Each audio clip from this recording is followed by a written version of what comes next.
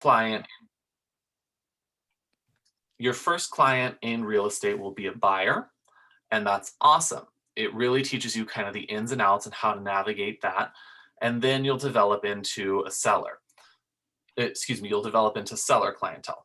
Sometimes you have a seller client right away, and that's just as awesome as having a buyer client.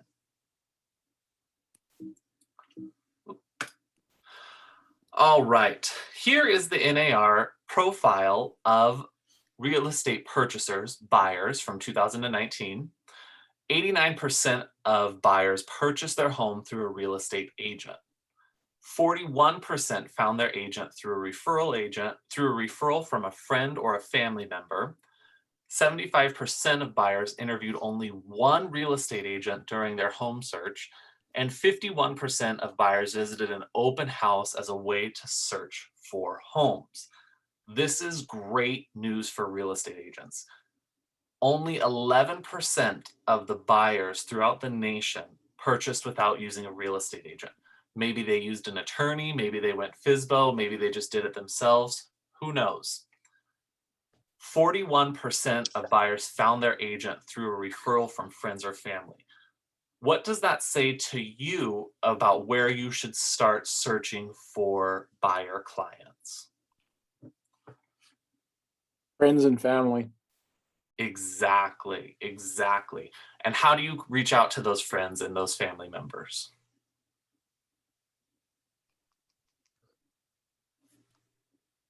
Any guesses? Call them. Pick Visit up them. the phone and call them. Visit them, email them, reach out to them. How many people on average do you have in your phone? 100, 150, 500? I'm sure someone they know or themselves are looking to purchase a home. Why shouldn't it be with you? If 75% of buyers interviewed only one real estate agent, do you think they're going, when you call them and say, hey, I know you're interested in looking for a home or purchasing a home or buying that second home. Let's chat about buying a home. Let's get your finances in order. What are you looking for in a home? You have a huge chance of them saying, let's do it, and just go with you right away. 75%. And then 51% of buyers visited an open house. Open houses are great. It gets your name out there, gives you a chance to gain clientele and meet people. Even if you're just there doing it as a favor, you're meeting people, you're talking to people, and you never know where it could go. So the bottom line with this is talk to people. How do you talk to people? You pick up the phone, put them in your database. You have a collection, and we have this wonderful tool at Keller Williams called Command, which is a great starting point for a CRM.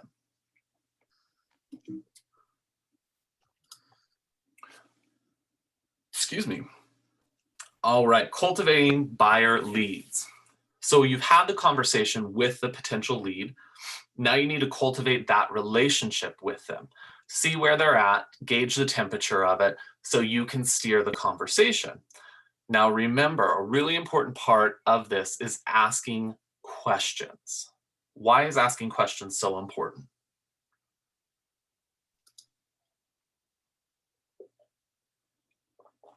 It will limit your effort showing them inappropriate properties, and you'll get to the cheese faster.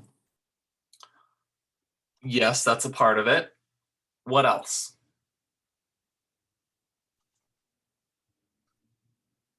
Whoever asks the questions controls the outcome.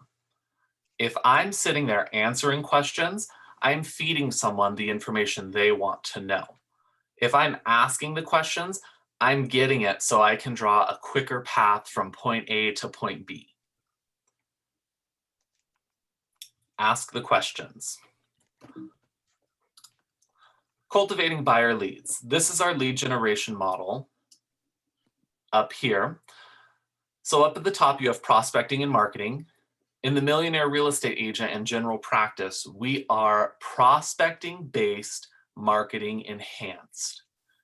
So from that, you're going to capture the lead, And they're in two categories. You put them in your database, they're a lead. You connect with them and they become a contact. The change occurs once you have that relationship with them and you're in the cultivation stage. It's very easy to go and fill up your database with just people that you're not going to talk to. When you cultivate those relationships, that's where you're going to have a very successful business. And this has to do with your conversion rates too. So, cultivate interactive and action-based touch programs. What are some examples of that? Smart plans, right? Smart plans, great. Give me an example of a smart plan you might put someone on. You met them at an open house. A quarterly call, and then a bi-weekly neighborhood nurture. Those are the ones that I've actually been using myself. Wonderful.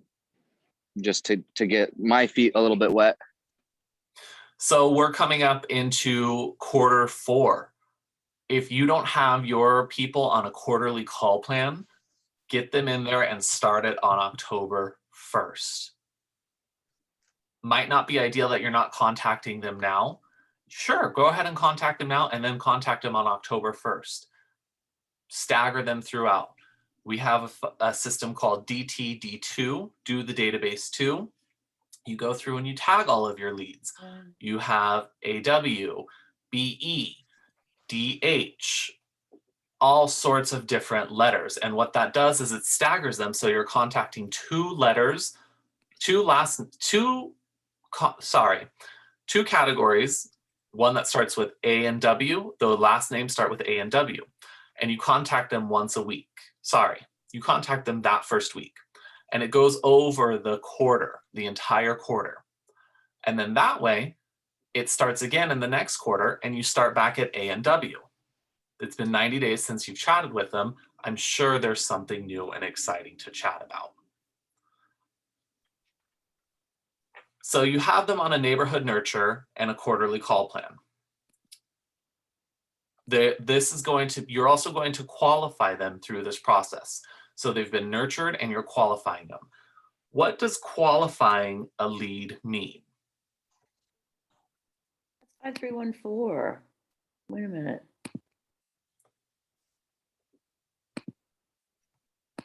What does qualifying a lead mean or a contact mean? Is it like putting them into a category as far as what their actions are actually going to be? So ABC, and we're going to get to that super quick.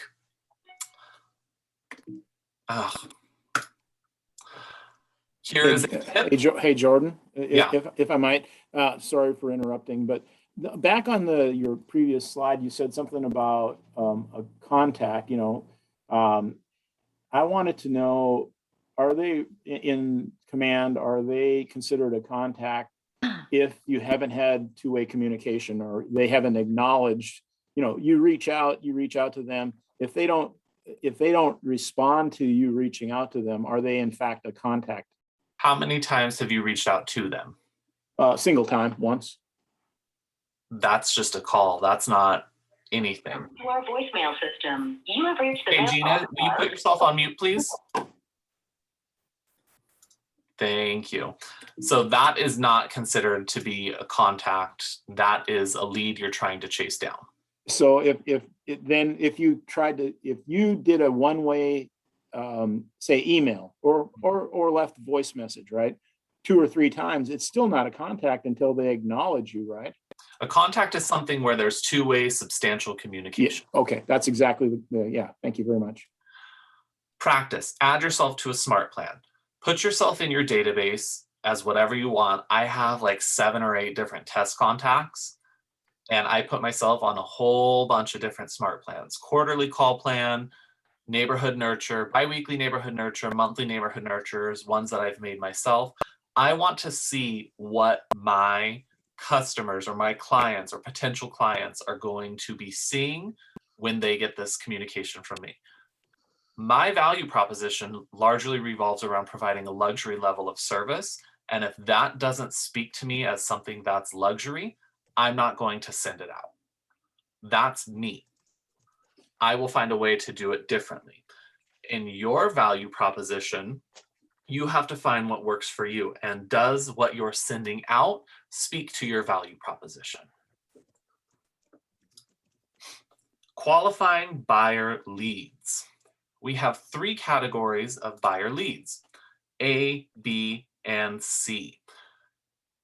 A buyers are able, ready, and willing to purchase. B buyers are able and ready, but not right now. C is not ready. A, maybe they have a pre-approval letter, they know which areas they want to be in, and they're ready to go and look at homes. You could call them today and say, does 3 o'clock or 5 o'clock work for meeting you at this property? And they'll say 5 o'clock, or how about tomorrow? Whatever it is. B, able and ready. They have the ability to purchase. They're pre-qualified, or they have enough cash. They have a steady income, steady job, whatever the case may be. There's a factor that's keeping them waiting. Maybe they need to get a tax refund. Maybe they need to clear something up with some sort of employment thing, something like that. C is not ready. They are not able, they are not ready, and they're not willing to purchase. Those are long-term nurtures. Anything after 60 days is going to be a not ready. That is how I categorize mine. Why is qualifying and categorizing your buyer leads important?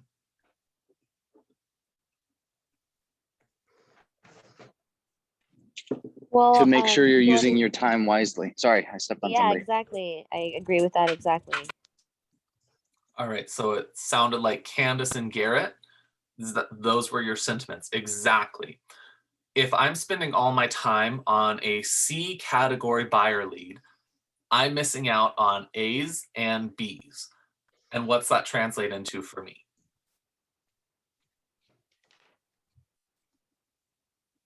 Wasting your time. Wasting your time, and what's that translate into? Well, it's gonna be No money. no profits. Yeah. Loss of income. No GCI. No money. That's what I am doing. That's what my mistake is. All right, well, hopefully this will help sort it out for you, May. Okay. What can you do in each of these stages to ensure you're nurturing each of your leads in these categories? Go back to 60 days, Jordan. Did you say anything more than 60 days is C? Is that what you say? That's what I say. Okay. Anything more than 60 days is C category. Some And people what go was as your far as 90 question? days. What was your question for now? How do you ensure that you're nurturing each of these buyer leads in each category? How do I nurture? Smart plan, neighborhood, bi-weekly updates, phone calls, texts, WhatsApp. How are you doing? Just checking on you. Do you Absolutely. tag them? Do you tag Yeah. them in your database based upon what type of buyer they are? You can create a tag, A category, B category, C category, whatever you want to tag, you are able to make a custom tag in Command. And you can tag them as that. You can put them on a smart plan. Maybe you have your A category smart plan, which is every week you're checking in and seeing what homes they want to see, what has hit the market. You're giving them a call about what's been on the market. B, maybe you're reaching out every week and a half or so, or every week, however you want to do it. C, maybe you're reaching out every 2 weeks just to get there. And then when it gets closer and closer, you're contacting them a little bit more each time it gets closer to when they're buying. A really important question for C categories, you're going to want to ask, in what time frame are you looking to purchase a home? Because that's going to be the qualifier that moves them from a C lead to a B lead to a B lead to an A lead. Tell me the question again, please. In what time frame are you looking to purchase a home? Or if you want to be much more direct, how many days until you want to call this home yours?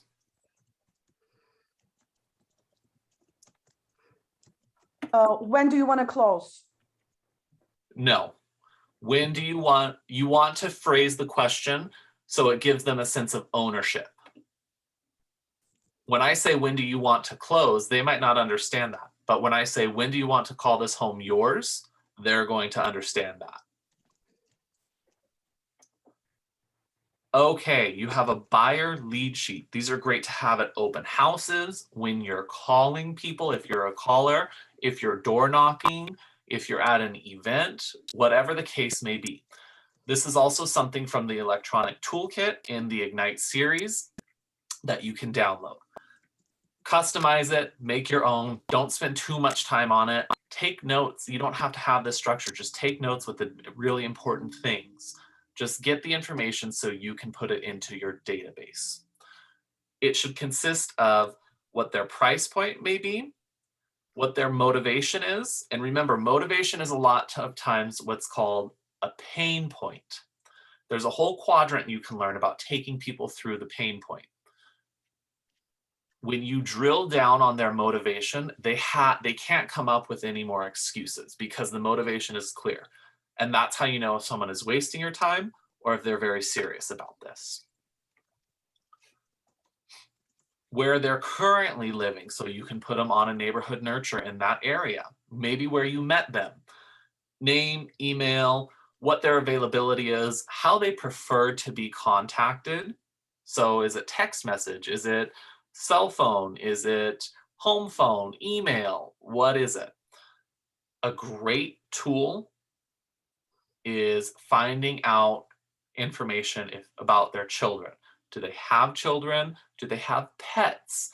Do they have a high schooler and an elementary school child? Find something.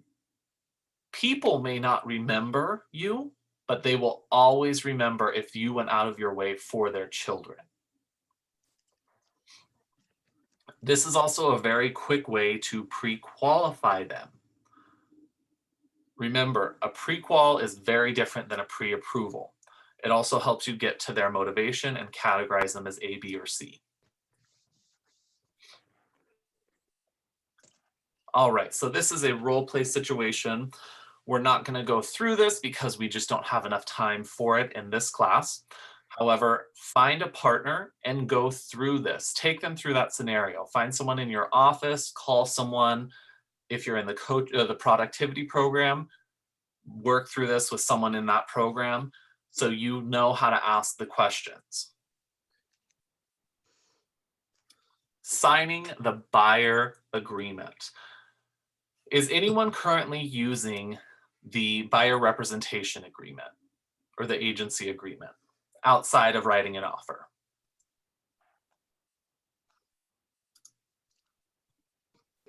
Yes, Who said yes? I'm using one.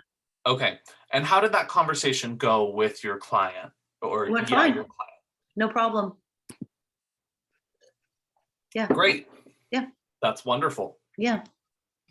I have a couple Why of is it important to have the agency established up front?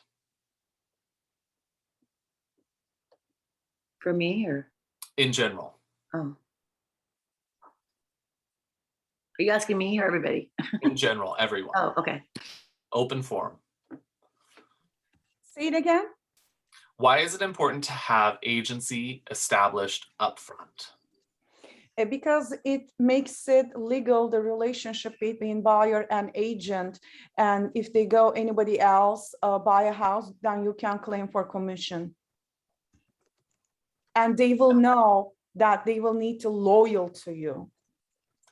And commission percentage. So you walk them through this entire thing and you establish the agency agreement. You set your expectations of yourself and you set your expectations of them as a client. It makes you not a functionary, but a fiduciary. Absolutely. It establishes your fiduciary responsibility and your fiduciary duty to your client. They are no longer a customer, they are a client, and there is a difference. May said it as well. It establishes basis for you to receive commission. If you are not using this or you're not familiar with it, please, please, please talk to your coach, get a copy of that, go on Zip Forms, get a copy of what it is. I believe it's called Brokerage Representation Agreement Exclusive. And you always want it to be exclusive because they are exclusive to you, not everyone. It's not an open thing. If they go somewhere else and they have this legally signed contract with you, you can go and enforce this contract. Now, do people do it? Yes. Can it get a little sticky? Yes, absolutely.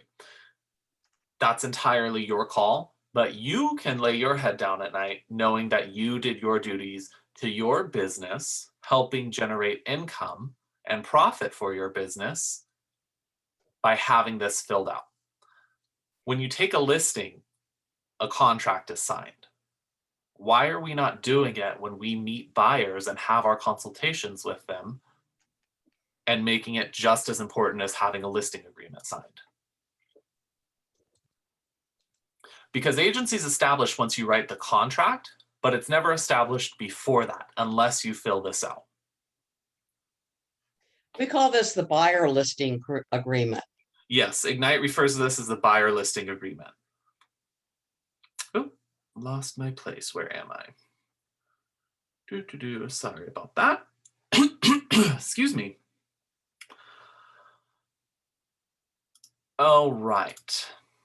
Signing the buyer agreement. There's 3 key steps. Ask for the business. When will you be ready to buy? If you're sitting down having a consultation, chances are they're a little more serious than when you just pick up the phone and say, hey, when are you ready to buy? They're sitting in front of you. You could read their body language. You can read the temperature of the room. Ask for the appointment. Does tomorrow at 3 p.m. or Friday at 1 p.m. work for you? Remember, they are following our schedule. We're not asking to accommodate their schedule. We're asking because it's about following our schedule. Number 3, assess financing needs. Do they need a lender? Do they have the cash? If they tell you they have the cash, what is a very important step that so many people often miss? Proof of funds. Exactly. I could tell you I've got $1 million sitting in the bank, and then when I find a house that I love, I'm going to tell you I need a loan. Then what? Then it's back to square one. And if you're on the phone with that listing agent saying, I've got a cash buyer who wants to come in and write an offer and see the house, then what? That's one way to lose credibility really quickly. There's a certain safety measure with this too. Someone who is serious about it or purchasing a home is going to do the steps necessary to obtain it.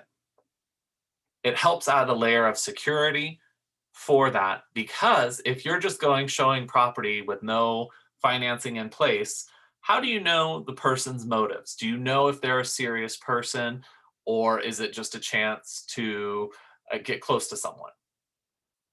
I don't mean to be a Debbie Downer, however, that does exist, unfortunately. So be very smart with it. You can't do steps 2 or 3 unless you do step 1. And a lot of the times, that is the most uncomfortable thing. Answer is always no if you do not ask. Might be no after, and no just means find a way to a yes in this situation. They're saying, no, I'm not ready. How are you going to get to a yes with them?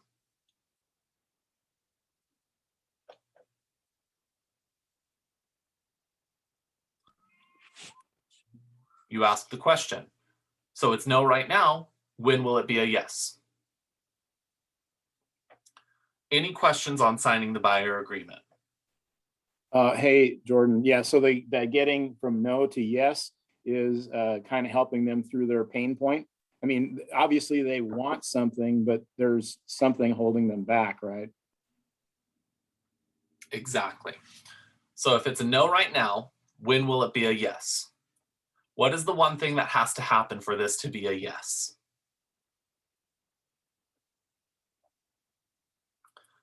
Now, you're going to have to go over the buyer agency agreement with them. Please familiarize yourself with it. Go through, read it, ask questions about it. What does it mean? What does this mean? Talk to your coach, figure out what it means, because that is a tool to help your success.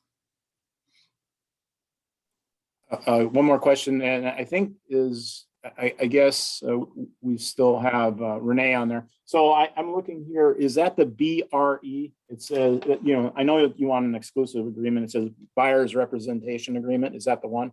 Yes. Is it forms? Okay. All right. Wow, we got through this really quick. I love it. Okay, recaps and ahas. How has your thinking changed about finding buyers and converting them from leads to contacts to clients?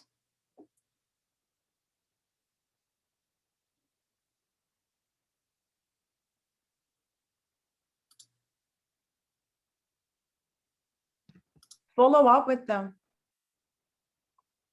Just follow up with them. Keep in touch. Pick up the phone. Phone. Knock on their door if they're a close friend or a family member. Maybe not during COVID. Call them first. What about open houses? How many of you are actively doing open houses? I am. Okay, there's one. I just called and got an open house for this weekend just like 5 minutes ago. Wonderful. I'm There's doing open 2, houses as well, 3. consistently. All right, so I have 3 people on this call that are actively doing open houses. So who are you guys calling to get open houses from? Just 8 other Keller Williams agents or other agents in general? Only We have Keller William 3 agents. On MLS listing, you check who just posted the listing. And if they don't have in their description that they're holding an open house, you can give them a call and ask if they're, interested for you to host for them an open house. Yeah, that's how I do it too. Or I email them typically. I start early in the week, so then I can sort through if, you'll get some no's and then you'll come across something, but that's what I do as well. I also, if they don't answer the phone, then I just email, but I still keep calling and leaving them messages and text and, like few of them being like, okay, you're so on top of it, so go ahead and do it, Great. So we have 3 Keller Williams offices. Between the 3, we have over 250 agents.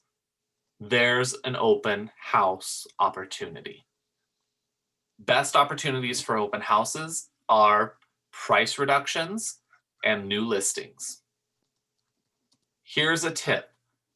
If you're not getting a response from an agent, find out if they have an admin or an executive assistant and contact that person. Yeah. This is super helpful. Thank you. So I only heard of 3 people doing open houses. So if I can encourage you to do anything besides picking up the phone and talking to your people, get out there and do an open house. Well, I am not doing this week. I'm not doing this week any open houses, I think. I am a solo parent for this weekend, so. Okay. Go ahead. I'm not saying abandon your responsibilities you have outside of it, but prioritize your business, absolutely. Yeah. What do you feel differently about? How has your perspective changed from the beginning to the end of this course? And this is one of the shorter courses, so I know it's kind of hard to get that, but there is something here. I would say categorizing your leads so you understand where to spend your time effectively and efficiently. It's a good reminder for me because I know personally I get very lost in the hustle and bustle, and then I forget to qualify my leads. And so I may spend more time on a C lead and inadvertently ignore the B lead. So that was really helpful. So Julia, I'm going to ask you a question. Sure.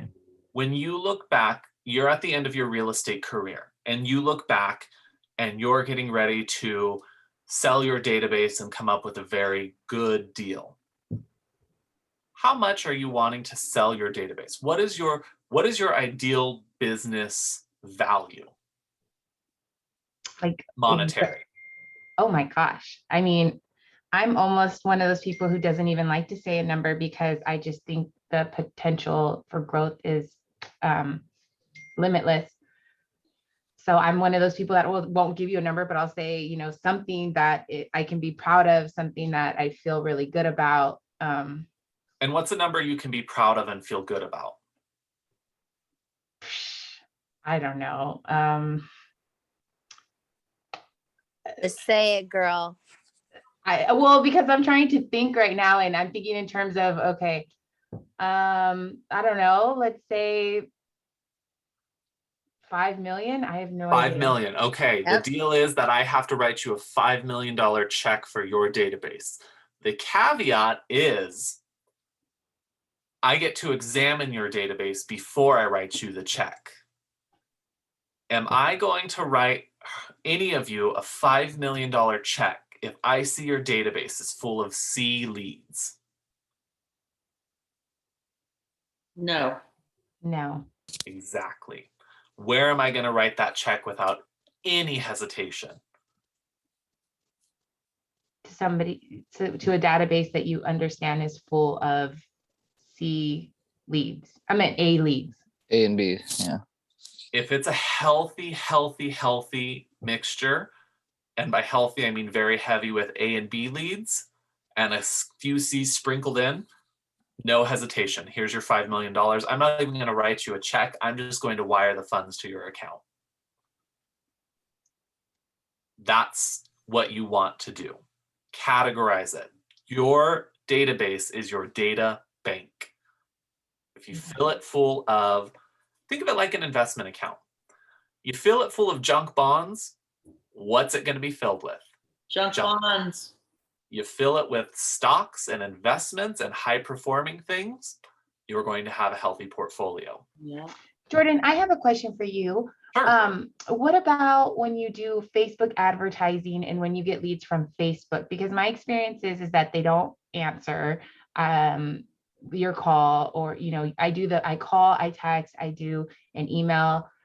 Is that just, I should just continue to check in with them once a quarter to try to establish a relationship on top of the smart plans that'll be hitting their contact information? What's your strategy and advice on those types of leads? Good question. If I have a Facebook ad, and Facebook ads are a numbers game. Mm-hmm. If I get one that is clearly not their real name, but they listed their real number. Right. You know, at this point in my career, I'm a little more fearless than maybe someone starting out. I had, and excuse my language, but I had someone put their name as Little Dick Navarro. So guess what? I got on the phone and I said, "Hi, is this Little Dick Navarro?" Uh-huh. And he said, You made them "Excuse me?" laugh. I said, "Well, that's what you put in the Facebook form. How can I help? I see you're interested in this." You And are fearless. So, you know, Love it, yeah. you just have to ask the question, and sometimes it is uncomfortable. Mhm. But my strategy is if I don't get a reply within 2 days after reaching out, I start them on a smart plan called 10 Days of Pain. I call, I email, I text. I call, I email, I text, I call. If I don't get anything after those 10 days, I take them out of my database. Got it. Okay. Okay. A question. So when you enter in your database and you create the smart plan, let's say you host an open house and you met a few people, they don't have agents, but they're looking for home. How often we need to follow up? I mean, often by every day or within 2 days? Because I don't want to feel like I'm just bombarding them with emails and calls. Like, what is the right time frame to follow up with them to feel like you're not pushing them too much? You're not, you know, just try to sell, you know, like kind of like a friendly relationship, but not too much pushing on them. So a really important notion is we are in a sales environment. Our job is to sell. Shy salespeople have skinny children. I don't know if you've ever heard that phrase. What it means is our job is to sell. Our job is to convert them. Now, you also want to do it tactfully. If you're in the mindset of, I don't want to reach out to this person because I don't really want to feel like I'm selling them something, all you're doing is giving someone else the opportunity to go in and convert that lead to a client. If I meet someone at an open house, I set an hour aside after each open house once I get home, and I input them into my database and I send a follow-up email that day. So great meeting you and your spouse. So great meeting you and your boyfriend or girlfriend. So great meeting you and your adorable dog, whatever the case may be. I hope you enjoyed the house. I've added you to a smart plan. You'll receive it in a few moments. I wouldn't even say I've added you to a smart plan. I've added you to a neighborhood nurture in that area so you can see what is going on in the neighborhood in terms of real estate. I'd love to help you out in your journey to home ownership. When is a good time to connect? I've done a couple of things. I've acknowledged who they were with and them. I've said, thank you for showing up. I've taken action and put you on something to provide a service or a value to you. And I've asked for your business. When can we meet? When can we talk? Now, if I don't get a response in 2 days, then I follow up. No response within 2 days, then I follow up. Boom, 10 days of pain if I don't hear anything after that. All right, thank you. So, well, this is what I did after my open house. I emailed them in the same day within like few hours. And then next day I called them. Of course, they didn't pick up the phone, but I left messages and I keep calling, but some of them answer, some of them no. So, I just don't want to it's not like I'm that shy person and I'm afraid to call them, but I just don't want to push too much that they'll be like, okay, whatever, I don't have time. I'm working right now, or, they just get off the phone. So call them back later. The thing is that we put our time schedules and we put our kind of needs and wants around them. And as an example, it was interesting because, and I'm not saying that this is anyway. I have a listing up in Scotts Valley. It's land. The lady who owns it's never seen it. I have some physical things I can't be tromping over in a bunch of land. It would kill me. Anyway, so, Patty went over and looked at it and all that. So we got it listed, and this person called the first day and said, I want to write an all cash offer. Patty goes, great. So then, she follows up with him, and he ghosts her, right, for a day or two. Finally, he gets back to her. She puts together the all cash offer and all that. And it's like, okay, well, we need proof of funds. I mean, I love you dearly, but, I need to know where the money is. Mm-hmm. So she calls him, asks for proof of funds. He ghosts her for another day or two. But then he turns around and he calls her and he says, I'll get it to you. He ghosted her another day or two. And then he sent the proof of funds. Now, the thing is, Patty would text me and say, well, what should I do? Wait. Mm-hmm. Mm-hmm. Wait, there are some people that aren't going to ghost you in that. But the thing is that, one of the philosophies is that you keep calling them until they tell you, would you just, give up? Give it up. But until they tell you that, keep reaching out to them. Mm-hmm. I've had people who have done like smart plans for people for 2-3 years. Mm-hmm. Mm-hmm. And suddenly they raise their hand. They say, I'm ready now. And here's the important thing with that. Renee was adding a value by keeping them on a smart plan. They saw a value in what she was providing, and she stayed top of mind.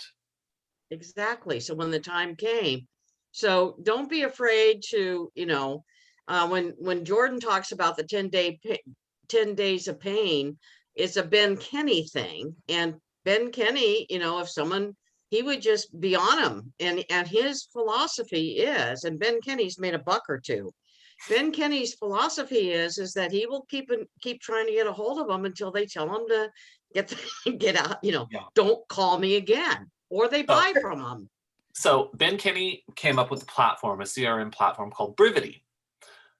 And I did a request for a demo. And I got a text and an email every single day for 10 days. And the last one said, I love reaching out to you. You hate responding. And that grabs your attention. You know, don't be afraid to get creative with it. Go until they say yes or go until they say no. But keep going. Exactly. There's a very powerful saying, SW, SW, SW, next. And here's what it stands for. Some will, some won't, so what, next. So pretty much show them that you're aggressive on whatever you need to get to, and you don't accept no as an answer. Well, it's telling them that you're willing to go, you know, until they say no. Right. Exactly. And the word that I find interesting is the aggressive. You're providing a service. What you're doing, and I'm going to take this on a little hike. What you're doing is you're saving them from going to some ding dong that won't represent them at all. Mm-hmm. You're doing them a favor by keeping in touch, because otherwise they may end up in the hands of an idiot. Mm-hmm. Not that there's idiots out there that are realtors. Realtors are a dime a dozen. Yeah. If you think your friends don't know other realtors besides you, I hate to tell you, but you are mistaken. No. Okay. Julia's got her hand up. You Jordan, have your daily 10-4. I have a really quick question.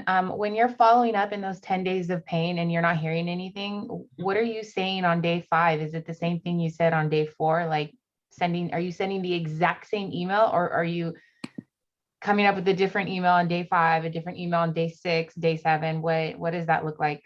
I have different things for every day. Okay. So I went through and I thought of the things that I wanted to say. And here is something that drives me crazy. Don't add in filler words or justification words. Just following up with you. No, you're not just following up with them.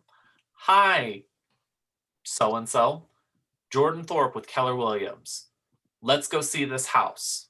It's exactly what you wanted. Let's check it out. Next day. Hey, so-and-so. What are you up to? Haven't heard from you. Let's connect. If I'm going to say I'm following up with someone, I'm following up with you. Hey, so-and-so, following up with you. This is what you had wanted. Please let me know if there's any corrections that I need to make. Don't add just. It takes away from your credibility and your value.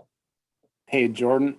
Yes. I totally get it. You're basically you're escalating to the end where, you know, they have to respond, or like you say, it's the end. But what I was also curious about, you've been doing this for a long time with the 10 days of pain.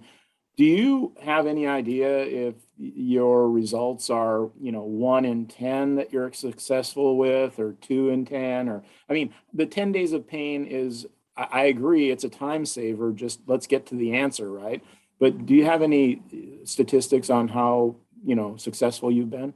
Yes. So if I have 10 people on a 10-day of pain campaign, I get a response one way or another 9 times out of 10. Whether it's a yes, whether it's a no, I get a response 9 times out of 10. Yeah, I mean, I hate you is like no, right? Well, it keeps you from having a junk database, though, because he's getting an acknowledgement. So it does it within 10 days. So that's good, instead of keeping them on and being like, am I talking to myself when I communicate with this client for the next year and a half, you know? And I hate you is not a no. I hate you is an opportunity to start a conversation and say, Well, I hate mayonnaise, so guess what? All right, so you have your daily 10-4, adding 10 contacts per day, 10 conversations a day, 10 handwritten notes a day, and 10 homes previewed per week. We're not in the paid environment anymore. Fingers crossed we are not going back there. Go preview the homes. Know your inventory. Scripts. We have great scripts at Keller Williams. Scripts for lead generating, uncovering motivations, identifying objections, closing deals, speaking in terms that the customer understands, and building confidence. Now, please don't interpret this as I want you to read word for word everything that you are supposed to say to the seller. I want you to practice this, learn the key terminology, so it's programming the buyer to understand what you're going to be doing for them, the service you're offering, and what the goal is ultimately. Scripts are a great tool for interpreting how conversations can go and how to bring them on the track that you want them to be. And I believe Renee has script practice every morning, correct? You're on mute. We were about ready to have one of those conversations with myself. We're on hiatus right now, but I'd like people to kind of stay on for a couple of minutes after you're done, because I'd like to show them what they could be doing. Wonderful. Great. We'll wrap it up. All right, we have a role play of script practice. Renee can walk you through all of that and the should be's. Very important thing here. Do not call list. Each of our offices is sent the do not call list on the 1st of the month. If you're using a dialer system, there are some regulations around that, including you cannot call an unknown number, someone who is not known to you, using an automated system. If you're using a dialer service, please scrub your list and have it checked for the do not call list. If you're cold calling just a few numbers, check the DNC list. Go through and cross-reference it. Use Command Find or Control F if you're on a PC or a Mac to find that number. Type it in. Say you check True People Search. Find that number if it's in there. These are very high-priced lawsuits that your errors and omissions insurance does not cover. So you're funding an entire lawsuit.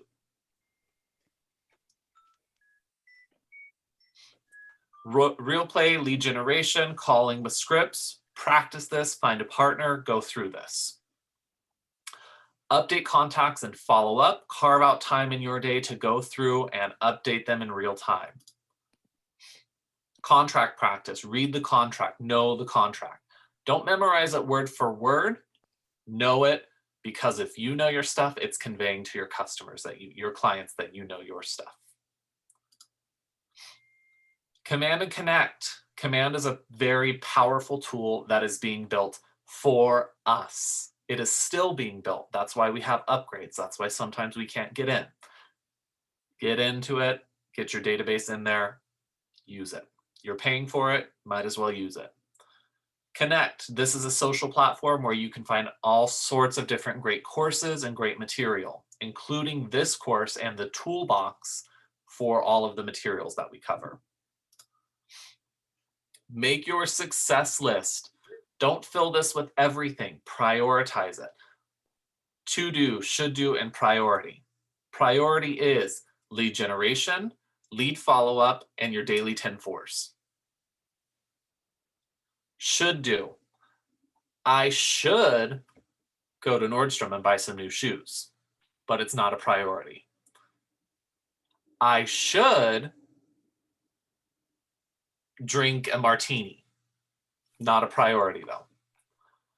Maybe not right now, but you get the gist of it.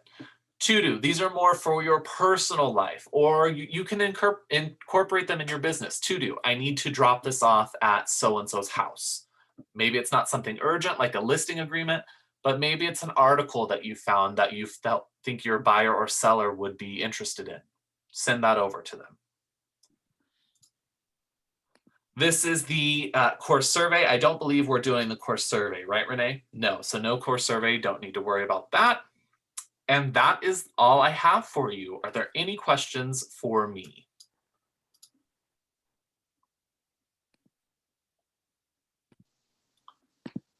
All right. Thanks, Jordan. Who's ready to go Thanks, out Jordan.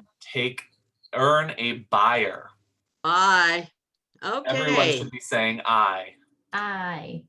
Bye. Bye. Hi. All right. So I would encourage you to learn the the brokerage exclusive representation agreement and know that for your buyer clients.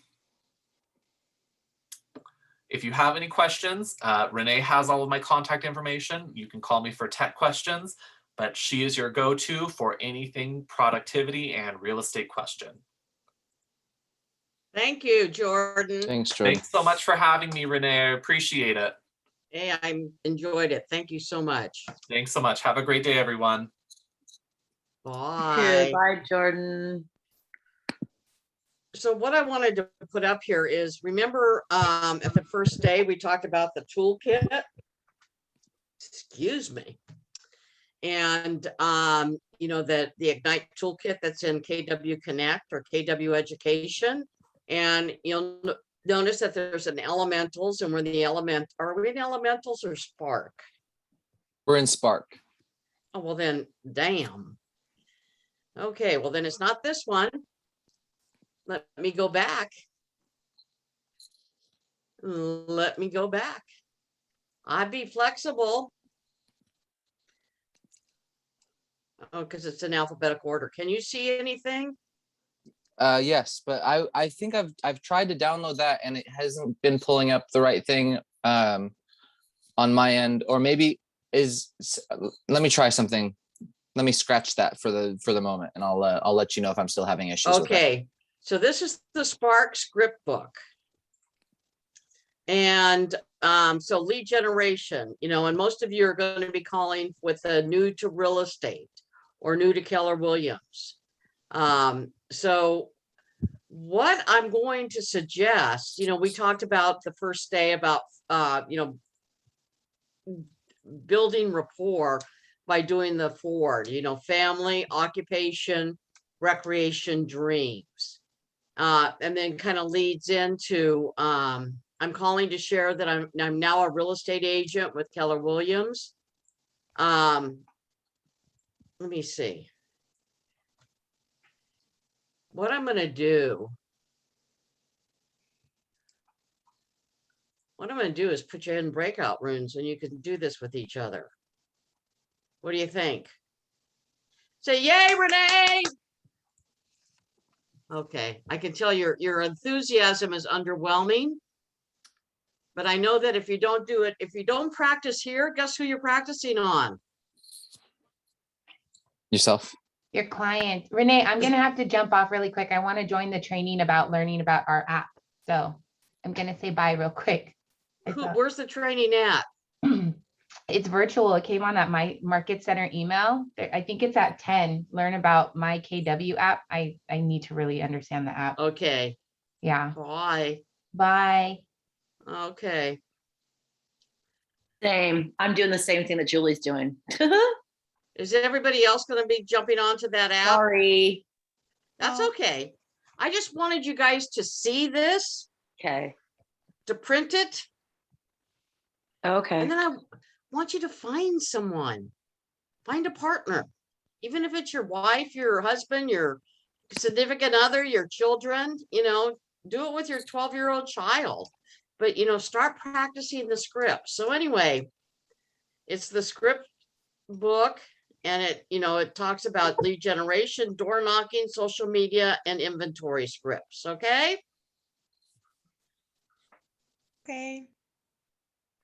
Okay, guys. Well, why don't you go on to that other class? I think it is probably much more important than that. It's not more important, but it's more, anyway, you know what I'm saying.